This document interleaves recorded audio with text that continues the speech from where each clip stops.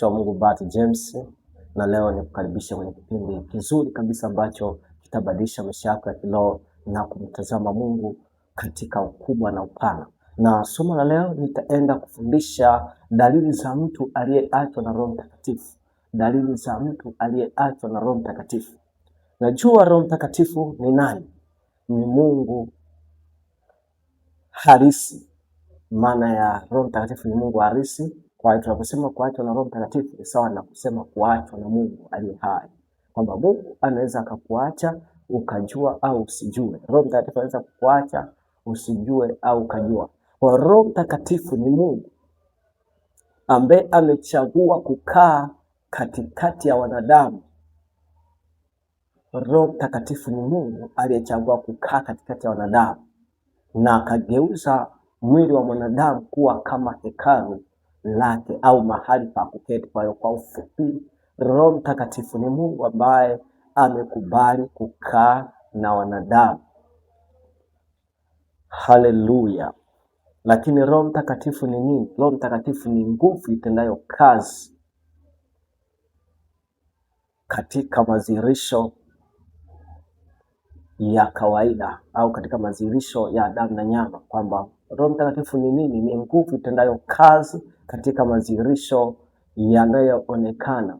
Kwamba tunapoona matendo makubwa ya Bwana kama uponyaji, kama watu kufunguliwa, mapepo kutoka, watu kujaa Roho Mtakatifu na mabadiliko ya tabia na mienendo, hayo yote ni madhihirisho ya kuwa kuna nguvu imetenda kazi ambayo haikuonekana, lakini matokeo yake yameonekana. Kwa hiyo Roho Mtakatifu ni nini? Ni nguvu inayotenda kazi kuanzia ulimwengu wa roho na kuthibitika katika ulimwengu wa mwili kupitia vipawa na karama. Bwana Yesu asifiwe sana. Kwa hiyo chukua hayo mawili tatu yaweze kukusaidia kwamba Roho Mtakatifu ni nani? Ni Mungu. Roho Mtakatifu ni nini? Ni nguvu. Kwa hiyo kuna watu wanaita Roho Mtakatifu katika utambulisho ambayo ni nguvu, lakini katika uhalisia Roho Mtakatifu ni Mungu. Bwana Yesu asifiwe sana. Sasa ziko dalili nyingi sana ambazo zinaweza kuonyesha mtu ameachwa na Mungu. Naomba tufungue maandiko. Dalili ya kwanza ya mtu kuachwa na Roho Mtakatifu ni ukiwa wa rohoni na kupoteza kiu ya ibada. Ukiwa wa rohoni na kupoteza kiu ya ibada. Sasa naomba nisikilize.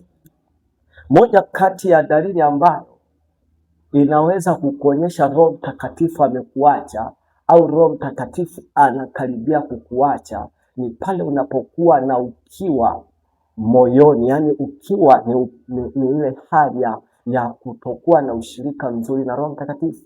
Kwamba unapoona kuna ukiwa moyoni mwako, hiyo ni ishara ya kwamba Roho Mtakatifu anakaribia kuondoka.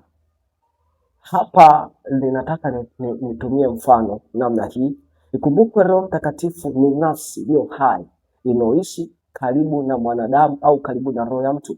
Kwa hiyo inapokuwa na ushirika na roho ya mtu husika anakuwa anahisi ile uwepo wa hiyo roho au anakuwa anahisi ile uwepo wa Roho Mtakatifu. Sasa ikitokea Roho Mtakatifu akaondoka, ule uwepo unaondoka, huyu mtu anabaki na ukiwa.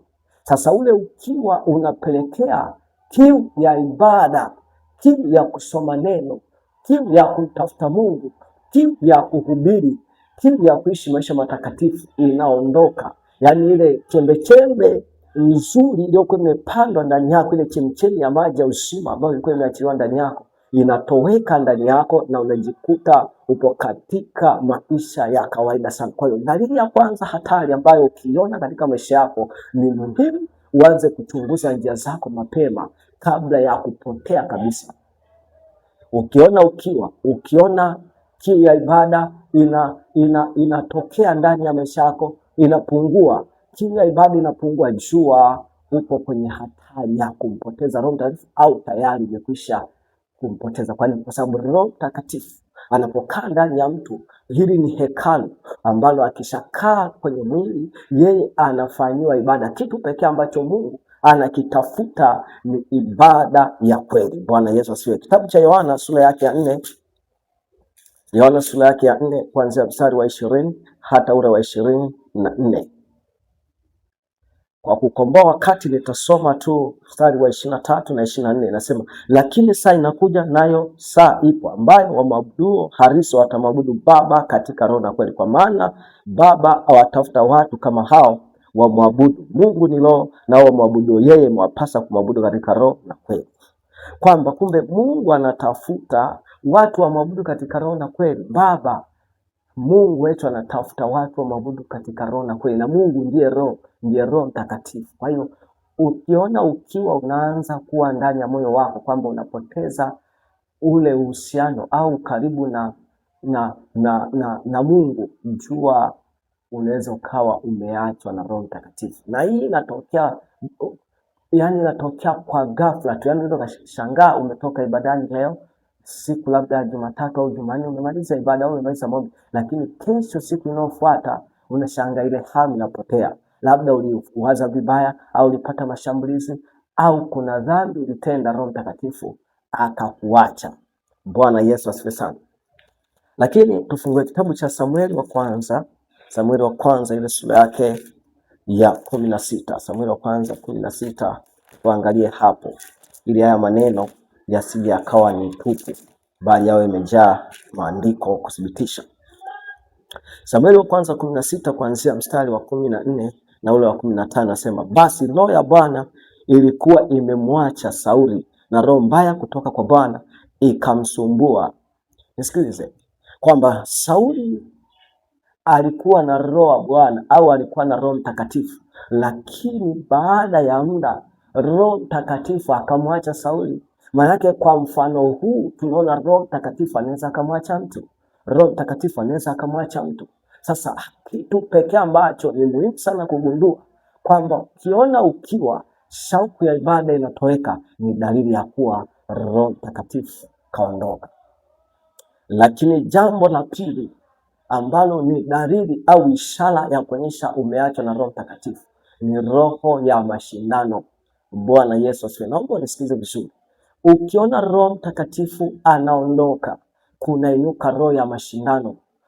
Na hii inakuaje? Kwamba unaweza ukawa upo mahali, labda wewe ni mtumishi mtenda kazi chini ya mchungaji kiongozi, au wewe ni kiongozi kwenye idara fulani, lakini Roho Mtakatifu anapokuacha utajikuta unatafuta kushindana, yani unatafuta ile hali ya kuwa juu katika kila jambo. Hutaki unyenyekevu, hutaki utulivu, hutaki kuelekezwa, hutaki maonyo, yani unajiamini kupita kiasi. Na hii inatokea kwa watumishi wengi. Nisikilize, wewe unanifuatilia, nipime hata mimi, jipime hata wewe, wapime hata watu wengine, kwamba wakati wanatembea na Roho Mtakatifu, angalia viwango vyao vya unyenyekevu, angalia viwango vyao vya utulivu, angalia viwango vyao vya kujishusha.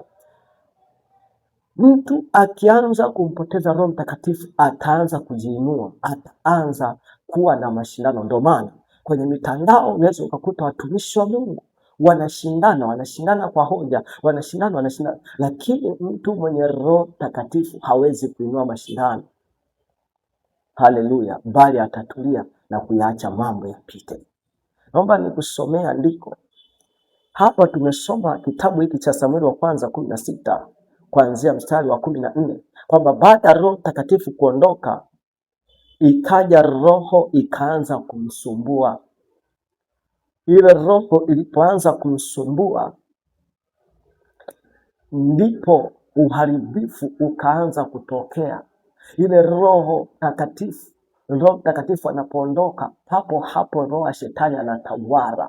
Yani nisikilize vizuri, katikati ya mwanadamu kuna eneo maalum ambalo Roho Mtakatifu au roho chafu huwa inamiliki ili kumtawala mtu huyo, ili aweze kuongozwa na Roho Mtakatifu au asiongozwe na Roho Mtakatifu. Sasa Roho Mtakatifu anapokuwa ameondoka, eneo hilo linamilikiwa au linatawaliwa na roho chafu.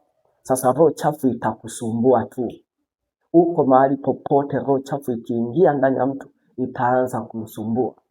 Kwa hiyo italeta mashindano na mabishano Bwana Yesu asifiwe sana. Kwa hiyo angalia moyo wako upo kwenye hali gani. Ukiona unakuwa una mashindano, hata kama upo sahihi kwenye yale unayoyafanya na kuna mtu atakupinga katika yale unayoyafanya, usiulete mashindano. Hiyo sio roho, hiyo sio ishara ya Roho Mtakatifu, ni ishara ya roho mbaya.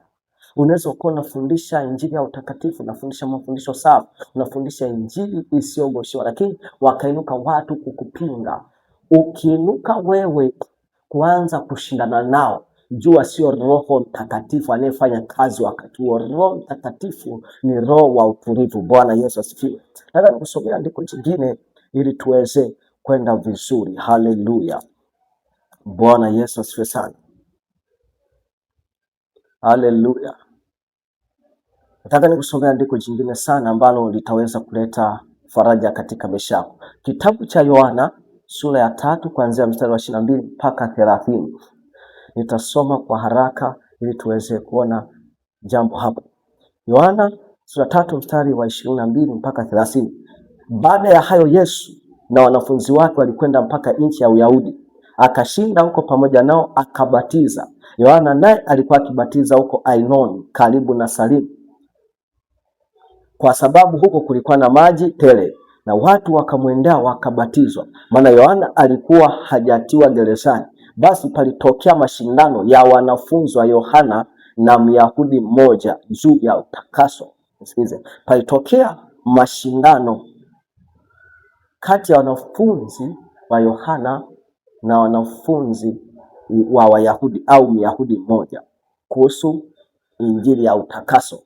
Wakamwendea Yohana wakamwambia, Rabi, yeye aliyekuwa pamoja nawe ng'ambo ya Yordani, yeye uliyemshuhudia, tazama huyo anabatiza na watu wote wamemwendea. Yohana kajibu akasema, hawezi mtu kupokea neno lolote isipokuwa amepewa kutoka mbinguni. Ninyi wenyewe mwashuhudia kwamba nalisema mimi siye Kristo, bali nimetumwa mbele yake.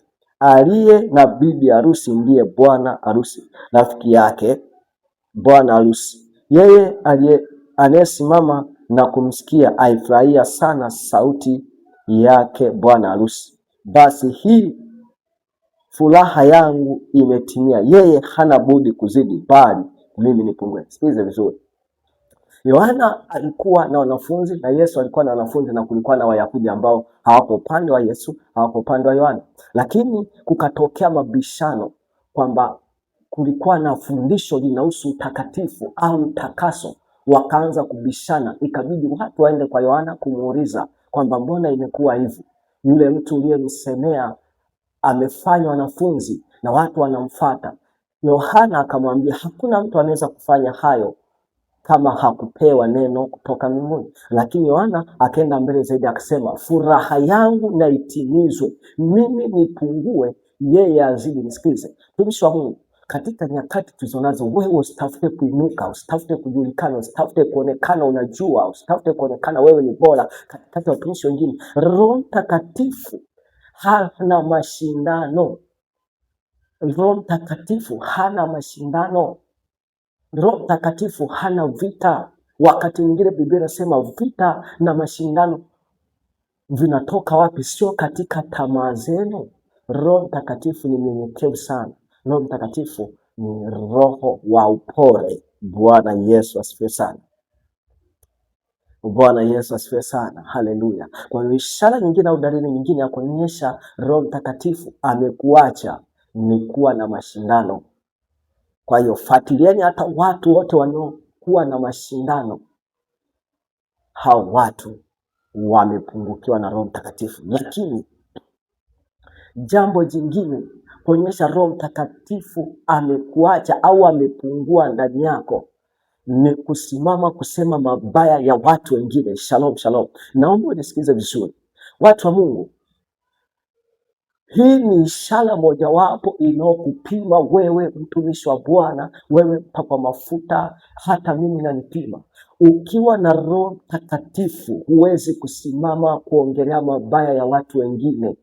Nisikilize. Haleluya. Roho Bwana tusaidie tuweze kuelewa. Kuna watu ambao wanaweza kuanza katika roho, kuna watu ambao wanaweza kuanza katika Bwana, lakini wanaweza kuanguka.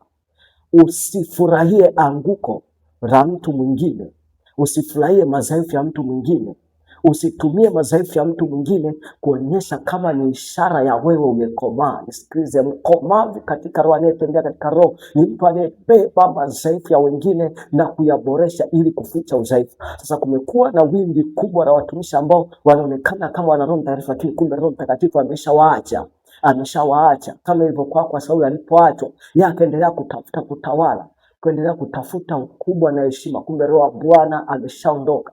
Kwa hiyo mtumishi, mtume, nabii, mwalimu, mwimbaji, mwinjilisti, kwamba ukiona Roho Mtakatifu anapungua, ukawa ni mtu ambaye unainua mashindano, ukawa ni mtu ambaye unasimama kusema mabaya ya watu wengine, jua Roho Mtakatifu amekuacha. Kule mbinguni utakapofika, Mungu atakuuliza ulisimama kusaidia watu kiasi gani katika madhaifu yao? Ulisimama kwenye nafasi yako kuwasaidia wenye madhaifu kiasi gani? Unaposimama kusema mabaya ya watu wengine mtandaoni, mahali popote, katikati ya kanisa, bila kujenga, ni ishara ya kupungukiwa na Roho Mtakatifu. Roho Mtakatifu hafurahii mabaya ya watu. Haleluya, hafurahii mabaya ya watu. Haleluya. Ukiona mtu kafanya baya, muombee, shauri. Na Roho Mtakatifu akipungua, utasimama kusema mabaya ya watu wengine. Kwa hiyo jipime kwamba Roho Mtakatifu anatembea. Roho Mtakatifu anapojaa kwa mtu kwa kiwango cha juu, kama kilichokuwa kwa Yesu, kilichokuwa kwa mitume, hawakuwahi kukaa kutafuta ubaya wa watu wengine, bali walitafuta njia za kuwasaidia watu wengine ili waweze kukaa sawa, waweze kutembea na Bwana. Haleluya. Ishara nyingine ya kuachwa na Roho Mtakatifu, kukataa kuonywa, kukataa kushauriwa. Nisikilize, hii ni ishara mojawapo. Naomba nitafute andiko hapa kwenye Mithali 29 mstari wa kwanza. Aonywaye mara nyingi akishupaza shingo yake atavunjika ghafla, wala hapati dawa. Nisikilize, kuna ishara nyingine ambayo ni kipimo sahihi cha mtu aliyeachwa na Roho Mtakatifu. Nisikilize, unapokuwa una Roho Mtakatifu, ishara ya kuwa na Roho Mtakatifu ni kupokea maonyo kwa wepesi. Mungu anapokuinulia watu wa kukushauri na kukuonya na kukukemea, unamshukuru Mungu. Lakini Roho Mtakatifu anapokuwa amekuacha, unapoonywa unashupaza shingo. Wako watumishi wengi ambao wamefundisha vitu vya uongo, wako watumishi wengi ambao wameonywa sana, lakini bado wanashikilia misimamo yao. Usishikilie misimamo kama kile unachokifanya ni makosa. Unapoonywa, Roho Mtakatifu atakupa kuonyeka na kutubu na kutengeneza. Kwa hiyo kama uko hapa, Mungu alituma mtu kukuonya, Mungu alituma mtu kukushauri, Mungu alituma mtu kukurekebisha katika namna yoyote, jua mtu huyo kama alitoka kwa Bwana, alikuwa ni daraja la kukuinua. Lakini unapokataa, basi huo msaada unakuwa umepotea. Haleluya. Bwana Yesu asifiwe sana. Sasa naomba nidokeze jambo hapa au niseme kitu. Unaweza kumpoteza Roho Mtakatifu ukajua, na unaweza ukampoteza Roho Mtakatifu usijue. Sasa mtu ambaye anampoteza Mtakatifu anajua, kuna majuto ndani yake, anaona kupungukiwa, yaani atamtafuta na hata kaa muda mrefu bila kurudi kwa Roho Mtakatifu. Lakini anayempoteza Roho Mtakatifu bila kujua, hakuna hisia yoyote ya kuwa amempoteza Roho Mtakatifu. Yuko kawaida. Kwa hiyo ukiona upo kawaida na unaendelea katika vitu vya kawaida ambavyo havimfurahishi Roho Mtakatifu, jua umeachwa na Roho Mtakatifu. Haleluya. Bwana Yesu asifiwe sana. Tuendelee. Dalili nyingine ya kuonyesha umempoteza Roho Mtakatifu ni hii: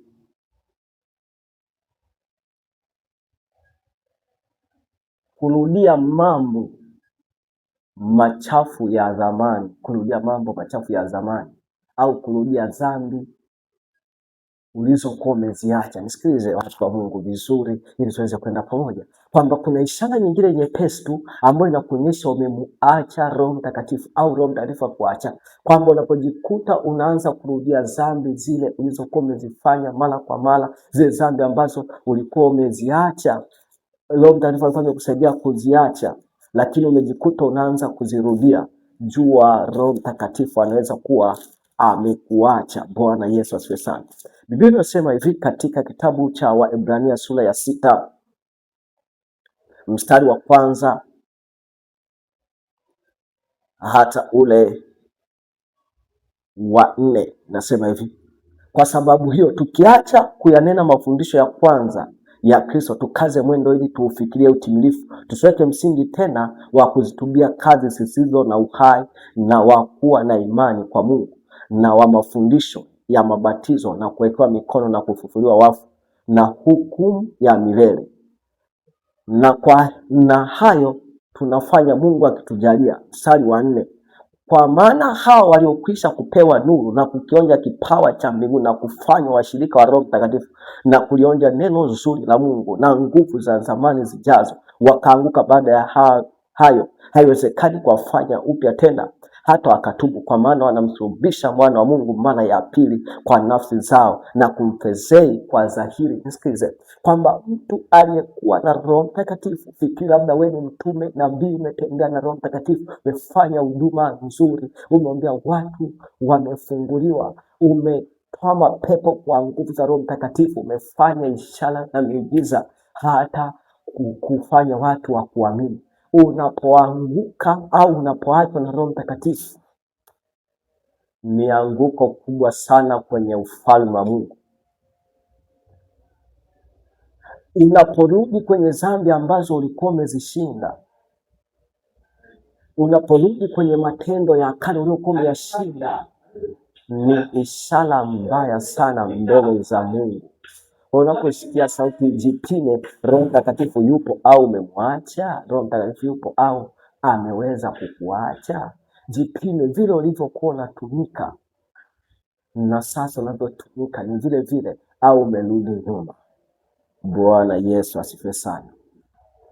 Haleluya. Naomba tusome kitabu cha Isaya sura yake ya 1 mstari wake wa 4. Isaya sura ya 1 mstari wa 4. Biblia inasema maneno haya: ole wake taifa lenye dhambi, watu wanaochukia mzigo, wanaochukua mzigo wa uovu, wazao wa watenda mabaya, watoto wanaoharibu. Wamemwacha Bwana, wamemdharau yeye aliye mtakatifu wa Israeli, wamefarakana naye na kurudi nyuma. Mbona mnataka kupigwa hata sasa, hata mkazidi kuasi?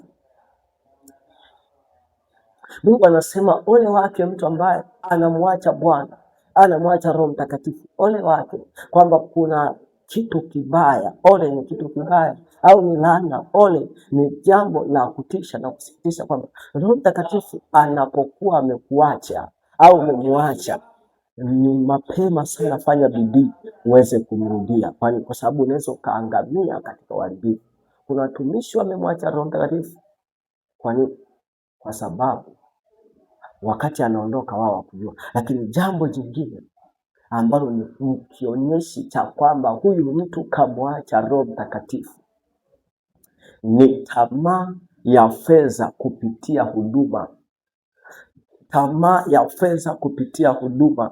Tamaa ya fedha kupitia huduma. Haleluya. Yesu asifiwe. Haleluya. Tuangalie kitabu cha Timotheo, waraka kwanza wa Timotheo sura yake ya 6. Nisikilize, utanipata vizuri. Waraka wake wa kwanza, waraka kwanza wa Timotheo sura ya 6 kuanzia mstari wake wa 6 hata ule wa 10. Inasema, walakini utaua pamoja na kuridhika ni faida kubwa. Kwa maana hatukuja na kitu duniani, tena hatuwezi kutoka na kitu, ila tukiwa na chakula na nguo twaridhika na vitu hivyo. Lakini hao watakaokuwa na mali huangua katika majaribu na tanzi na tamaa nyingi zisizo za maana, zenye kuzuru ziwatosazo wanadamu katika upotevu na uharibifu. Maana shina moja la mabaya ya kila namna ni kupenda fedha, ambayo wengine hali wakitamani hiyo wamefarakana na imani na kujichoma kwa maumivu mengi, kwamba inaonyesha kwamba Biblia ishara ya mtu huyu anayebado Roho Mtakatifu ni ishara ya kuridhika na utaua. Kuna watu wanafanya vitu ambavyo vinamchukiza Mungu kisa kupitia huduma wapate fedha. Aidha ni mhubiri wa Injili ili hubiri mpaka ualikwe kwa fedha. Aidha ni mwimbaji ili uende ukafanya huduma mpaka ulipwe pesa, uangalie mazingira mazuri. Ukiona hiyo dalili, jua umemwacha Roho Mtakatifu. Roho Mtakatifu atolei kwa sababu ya fedha. Roho Mtakatifu atolei kwa sababu ya mazingira mazuri. Kuna watu ambao wanachagua maeneo ya kutumika, wameitwa na Bwana, lakini wakiitwa kutumika mahali fulani, wanaangalia, wanapima, je, kuna faida nitaipata? Ukiona unafanya kazi ya Bwana kwa ajili ya kutafuta faida ya fedha, umeachwa na Roho Mtakatifu. Kwa hiyo hata waimbaji, hata wahubiri, unaweza ukajipima kwa namna hiyo na kuonekana mbele za Mungu kwamba hujamwacha Roho Mtakatifu au umemwacha. Bwana Yesu asifiwe sana. Kwa hiyo jipime, nijipime. Bwana Yesu asifiwe sana. Lakini dalili nyingine ambayo inaonyesha kuwa umeachwa na Roho Mtakatifu ni kuanza kukubaliana na dhambi na kushindwa kufundisha injili ya utakatifu. Bwana Yesu asifiwe sana. Ishara nyingine nyepesi ambayo inaonyesha kwamba umeachwa na Roho Mtakatifu ni kuanza kukubaliana na dhambi na kuacha kufundisha injili ya utakatifu au kuisimamia injili ya utakatifu. Mtumishi wa Bwana, unaweza kuona kiwango cha ongezeko la Roho Mtakatifu kinakupelekea kwenye maisha matakatifu kila siku kila siku kila siku kila siku, lakini sio hivyo tu, kinakupa mzigo. Kile kiwango kinakufanya ufundishe. Yani kila mtu anafundisha kwa kiwango cha Roho Mtakatifu kilichoko ndani yake. Kwa hiyo mafundisho ya utakatifu mtu anaweza kuyafundisha yanatokana na kiwango cha Roho Mtakatifu ndani yake. Kama mtu huyo amejaa Roho Mtakatifu kwa kiwango cha juu, atafundisha masomo ya utakatifu kwa kiwango cha juu. Sasa Roho Mtakatifu anapomwacha, kile kiwango cha mafundisho ya juu ya Roho Mtakatifu kinaondoka ndani yake. Kinapoondoka, anaanza kufundisha mafundisho manyonge, mafundisho yaliyochakachuliwa, mafundisho yanayokubaliana na dhambi. Kwa hiyo jipime mtumishi, tangu uanze kufundisha, tangu uanze kusikiliza neno, hata wewe unayesikiliza, Roho Mtakatifu anapopungua ndani yako, unapokutana masomo ya kukujenga yaliyojaa Roho Mtakatifu, masomo ya kukutengeneza, masomo yaliyojaa utakatifu, unaanza kuyakimbia, unaanza kuyakosoa. Na hiyo ni kipimo pia. Unapoanza kukosoa na kukataa mafundisho ya utakatifu, pia ni kipimo kwako kwamba Roho amepungua. Kadri yanavyoongezeka, unazidi kupata shauku ya kutafuta masomo ya utakatifu kwa kiwango cha juu, kwa sababu Roho Mtakatifu, kwa sababu ni mtakatifu, anakutaka na wewe uwe mtakatifu. Kwa hiyo hautakuwa unakula kila chakula, hautakuwa unasikiliza kila mtu. Ukiona uko hapa na unasikiliza kila mtu aliyepo anaitwa mtumishi, wewe unaweza ukawa una Roho Mtakatifu. Mwenye Roho Mtakatifu anachagua. Kuna watumishi akisikiliza mara moja hata kaa sikilize tena, lakini kuna watumishi atawasikiliza kwa kipindi kwa ajili ya msingi. Kuna watumishi atawasikiliza, atawaacha, ataenda kwa watu wengine. Anaweza kujikuta ana watumishi wawili au watatu. Yani kadri unavyozidi kuongeza kiwango cha utakatifu, ndivyo unapozidi kujipunguzia idadi ya watu unaowafuatilia kuwasikiliza. Kwa nini? Kwa sababu utaendelea kupambanua na kupembua mafundisho matakatifu.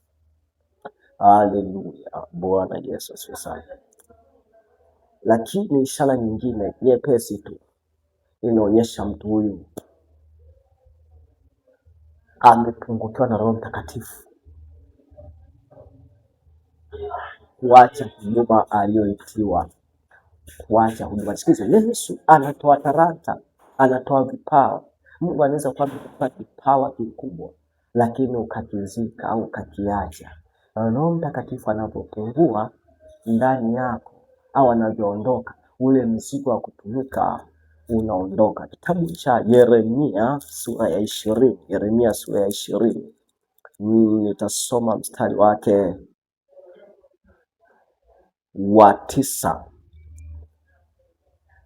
Yeremia sura ya 20 mstari wa 9 inasema hivi: nami nikisema sitamtaja wala sitasema tena kwa jina lake, basi ndipo moyoni mwangu kumekuwako kama moto uwakao uliofungwa ndani yangu, ndani ya mifupa yangu, nami nimechoka kwa kustahimili wala siwezi kujizuia. Unaona, mtu ambaye ana Roho Mtakatifu hawezi kujizuia kwenye huduma.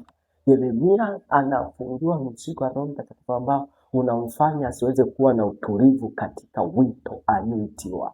Manake anajibidisha kila siku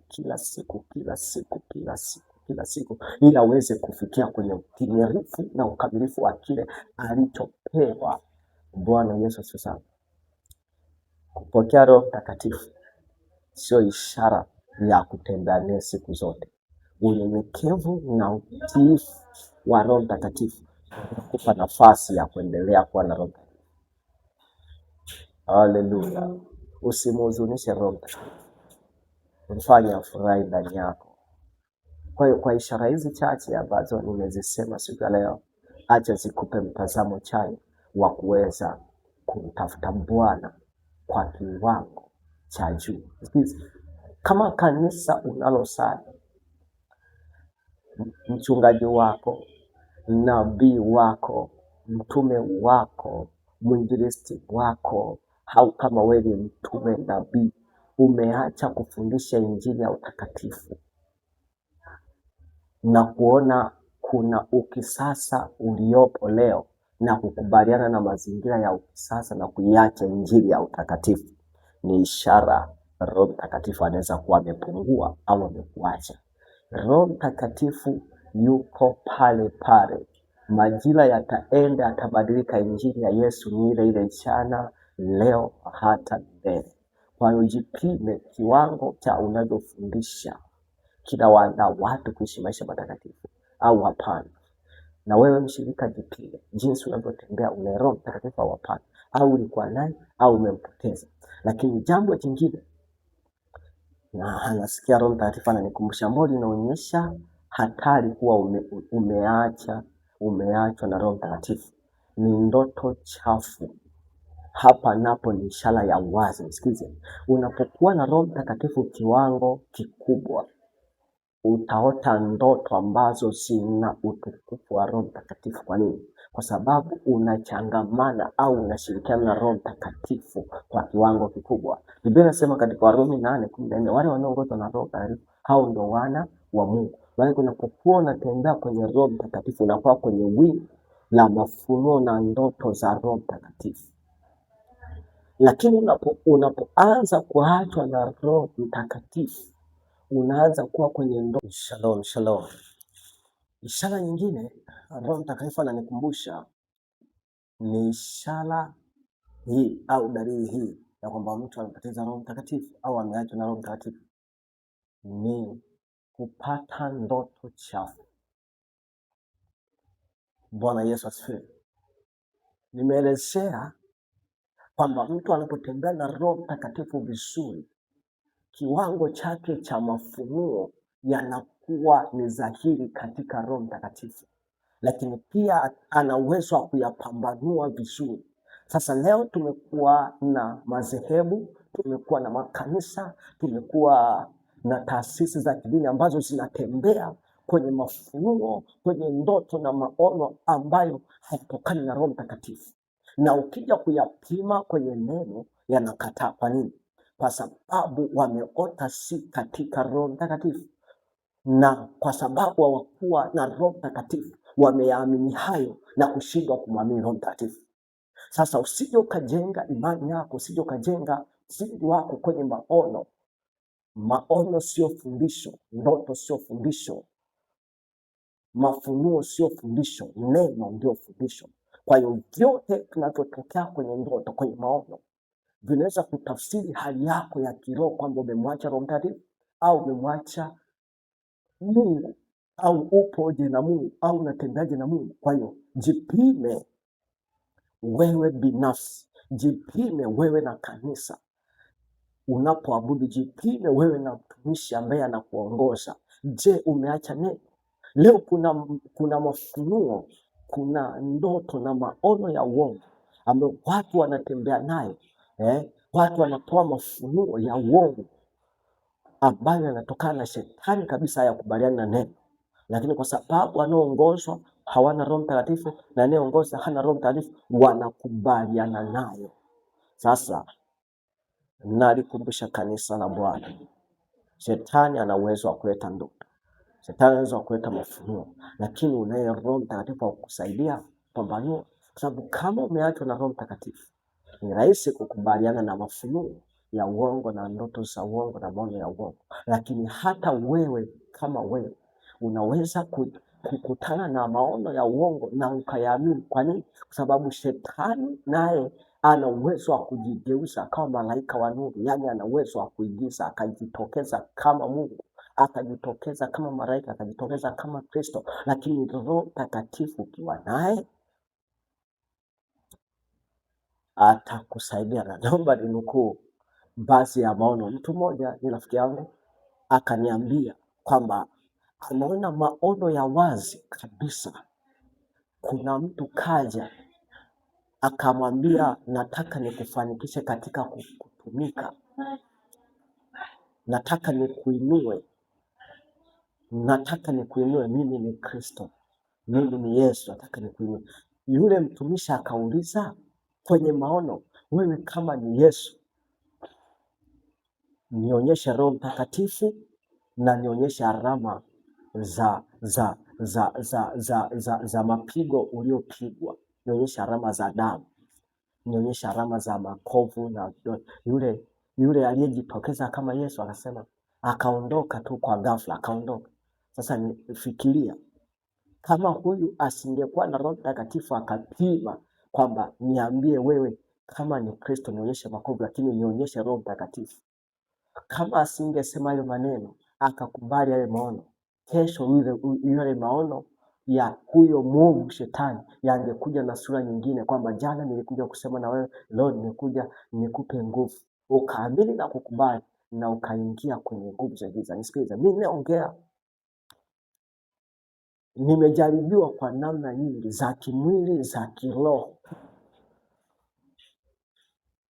hata kwenye ndoto, kwenye mafunuo, kwenye maono nimejaribiwa ili niweze kuanguka katika mikono ya mwovu shetani. Lakini kwa sababu ya Roho Mtakatifu ananipa kupambanua, nimekutana na mawakala wa giza wengi katika ulimwengu wa roho, lakini ninawajua na kuwatambua kupitia Roho Mtakatifu. Lakini ukimpoteza utakubaliana na kila jambo. Kwa hiyo jipime maono yako, ndoto zako, mafunuo yako kwa namna gani. Kama hayana msingi wa Roho Mtakatifu, jua kuna roho nyingine inatenda kazi ndani yako. Mungu akubariki sana. Shalom, shalom.